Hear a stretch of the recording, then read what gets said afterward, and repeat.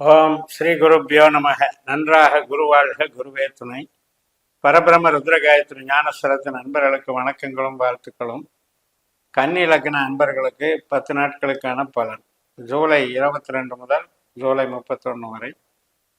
கன்னியா லக்னத்திற்கு முதல் நாளான ஜூலை 22 திங்கட்கிழமை அன்னைக்கு 5ஆம் இடமான மகர ராசியில சந்திரன் திருவோண நட்சத்திரம் தன்னுடைய சொந்த நட்சத்திரத்துல இருக்கார். சந்திரனுடைய இன்னொரு நட்சத்திரமான ரோகிணியில 9ஆம் இடத்துல குரு இருக்கார். சந்திரனுடைய இன்னொரு நட்சத்திரமான அஸ்தத்துல நம்ம லக்னத்திலேயே கேது இருக்கார். அப்ப இந்த கேது, சந்திரன், குரு இந்த 3 பேருக்கும் ஒரு சுப விளைவு ஏற்படுகிறது. இதனால நமக்கு ஆரோக்கியம், உறவுகள், அருள், தெய்வ அனுகிரகம் இதெல்லாம் சிறப்பா இருக்கு. கல்வி கலைகள்ல வளர்ச்சிகள் இருக்கு. தொழிலில் மூளை உழைப்பு நம்முடைய திட்டங்களுக்கு பலன் தரக்கூடிய வகையில் இருக்கும். அதனால் ஜூலை 22 சுபகாரியங்களுக்கும் நல்ல நாள், மகிழ்ச்சி தரக்கூடிய நாள். ஜூலை 23 செவ்வாய்க்கிழமை அவிட்ட நட்சத்திரம். காலையில் 9:20க்கு கும்பராசிக்கு சந்திரன் அவிட்ட 3ஆம் பாவத்துக்கு மாறிடுவார். செவ்வாய் ரிஷபராசியில் பாக்கியஸ்தானத்தில் 9ஆம் இடத்துல சூரியனுடைய நட்சத்திரத்தில் இருக்காரு. அதனால் இன்றைக்கும் தெய்வ அனுகிரகம் நல்லா இருக்கும். ப்ரமோஷன், புதிய நபர்களை சந்திக்கிறது, கம்யூனிகேஷன், தகவல் தொடர்பு மற்றும் நம்ம இடம் மாறுறது, ஒரு பிரயாணம் பண்ணுறது, புதிய திட்டங்களை திட்டுறது, டிரான்ஸ்போர்ட்டேஜ், கலைத்துறை எல்லாத்துக்குமே சிறப்பாகிறது. மீடியாவில் இருக்கிறவங்களுக்கும் நன்மை தரும். மறுநாள் ஜூலை 24 புதன்கிழமை சதய நட்சத்திரம். அதாவது செவ்வாய்க்கிழமை நைட்டு 8:18க்கு அவிட்ட முடிஞ்சு சதயம் தொடங்கிடுது. அப்போ சதயம் ராகுனுடைய நட்சத்திரம். ராகு நம்மளுக்கு மீனராசியில் 7ஆம் வீட்டில் உத்திரட்டாதின்ற சனியினுடைய நட்சத்திரத்தில் உட்காந்து சனி 6ஆம் வீட்டில் இருக்கிறதுனால இந்த சத நட்சத்திரம் முடிகிற வரைக்கும், அதாவது புதன்கிழமை சாயந்தரம் 6:14 வரைக்கும் கஸ்டமர் சம்மந்தப்பட்டதோ அல்லது கணவன் மனைவி உறவு சம்மந்தப்பட்டதுலேயோ, போட்டிகள் எதிராளிகள் சம்மந்தப்பட்டதுலேயோ நமக்கு கொஞ்சம் சிக்கல் இருக்கும். ஆனால் அதே நேரத்தில் நம்ம வேலைக்கு நல்லா இருக்கும். அன்றாடம் செய்யக்கூடிய வேலை, தொழில், பணவரவு, ப்ரொமோஷன் இதுக்கெல்லாம் நல்லா இருக்கும். உறவுகள் சார்ந்த ஈடுபாடுகளை மட்டும் குறைச்சிக்கணும். புதன்கிழமை 6:14 சாயந்தரத்துக்கு மேலே பூரட்டாதி நட்சத்திரம் தொடங்குது. குருவோட நட்சத்திரம். குரு நமக்கு 9ஆம் இடத்துல சந்திரனுடைய நட்சத்திரத்தில் ரோகிணியில் இருக்கார் இல்லையா? அதனால் அருள் கிடைக்கும். நல்ல உறவுகள், குழந்தைகள் உறவு, கணவன் மனைவி உறவு எல்லாத்துக்கும் சாதகமாக இருக்கும். வீட்டில் சுபகாரியங்கள் செய்கிறது, டாக்குமெண்ட்ஸை சம்மந்தப்பட்டது, ப்ரொமோஷன் சம்மந்தப்பட்டது, பூர்வீகம் சம்மந்தப்பட்டது மற்றும் வெளிநாட்டு கல்வி சம்மந்தப்பட்டதெல்லாம் நல்லாயிருக்கும். ஜூலை 25 வியாழக்கிழமை சாயந்தரம் 4:16 வரைக்கும் இந்த பூரட்டாதி நட்சத்திரம். அதுக்கப்புறம் உத்திரட்டாதி நட்சத்திரம். சந்திரன் மீனராசியில் சனியினுடைய நட்சத்திரத்தில் போகிறாரு. ஏற்கனவே ராகு இங்கே சனியினுடைய நட்சத்திரத்தில் இருக்கிறதுனால ராகுவும் சந்திரனும் சேர்க்கை பலனை தருகிறார்கள். அப்போ நல்ல ஒரு பலன் தான் நடக்கும். இருந்தாலும் கூட தொழிலுக்கு நல்லா இருக்கும், உறவுக்கு சுமாராக தான் இருக்கும். 6ஆம் இடத்துல சனி இருக்கிறதுனால கணவன் மனைவி உறவு சார்ந்த விஷயத்தில் சின்ன சின்ன சங்கடங்கள் போகும். ஜூலை 26ஆம் தேதி வெள்ளிக்கிழமை மதியம் 2:20க்கு உத்திரட்டாதி முடிஞ்சு ரேவதி நட்சத்திரம் தொடங்குது. மறுநாள் சனிக்கிழமை ஜூலை 27 12:59 வரைக்கும் இருக்கு ரேவதி நட்சத்திரம்.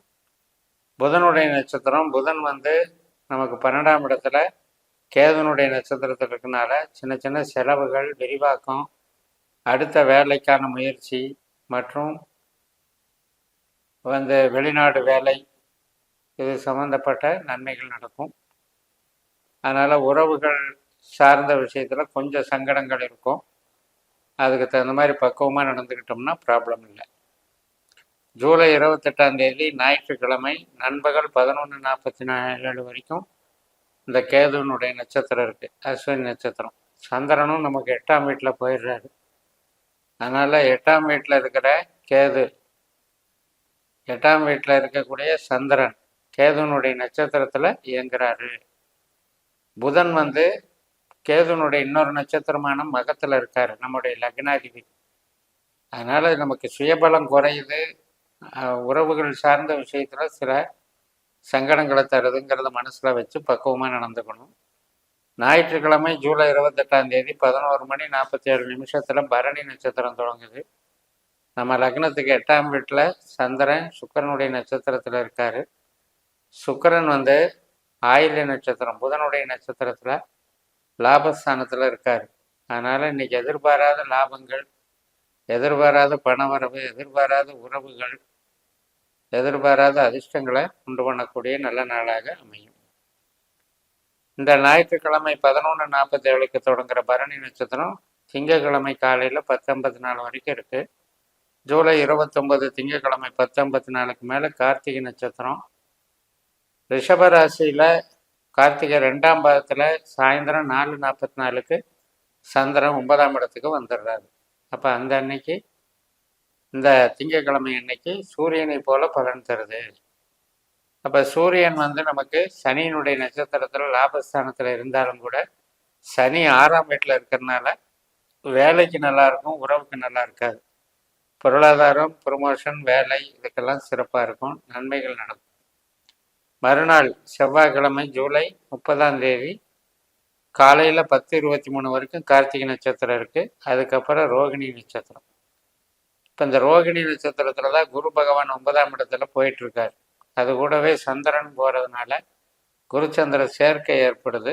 லக்னத்தில் கேது சந்திரனுடைய இன்னொரு நட்சத்திரமான அஸ்தத்தில் இருக்குது.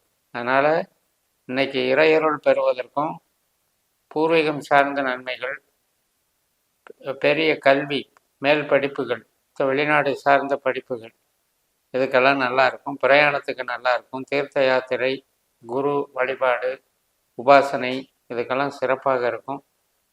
புதன்கிழமை அன்னைக்கு காலையில் 10:12 வரைக்கும் இந்த ரோகிணி நட்சத்திரம் இருக்குது. அதாவது ஜூலை 31. அந்த 10:13க்கு மேலே மிருகசுரிஷ நட்சத்திரம் தொடங்குது. செவ்வாய் கிரகமும் இதே ரோகிணி நட்சத்திரத்தில் குருவோடையும் சந்திரனோடையும் சேர்ந்து இருக்கிறதுனால இன்றைக்கும் சிறப்பு நடக்கும். எதிர்பாராத நன்மைகள் நடக்கும், இறையருள் கிடைக்கும். மெயினாக பிஹெச்டி மாதிரி மேல் படிப்பு படிக்கிறவங்களுக்கு ஏதாவது ஒரு நல்ல நிகழ்வுகள் நடக்கும், அப்ரிசியேஷன் கிடைக்கும். ஐடி லைனில் இருக்கவங்க, டாக்குமெண்ட் செக்ஷனில் இருக்கவங்க, பத்திரம் பதிகிறவங்களுக்கு உங்களுக்கெல்லாம் நன்மைகள் நடக்கும். பிரயாணம் போகிறவங்களுக்கும் சாதகமாக இருக்கும். ஆன்மீக பிரயாணத்துக்கும் சாதகமாக இருக்கும்.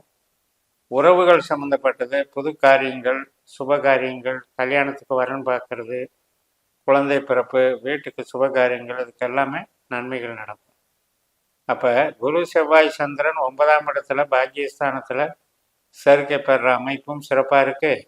லாபஸ்தானத்தில் கடகராசியில் சுக்கிரன் இருக்கிறதும் சிறப்பாக இருக்குது. அப்போ சிறப்பான ஒரு அமைப்பு தான். செவ்வாய் மட்டும்தான் 8ல் இருக்கார்.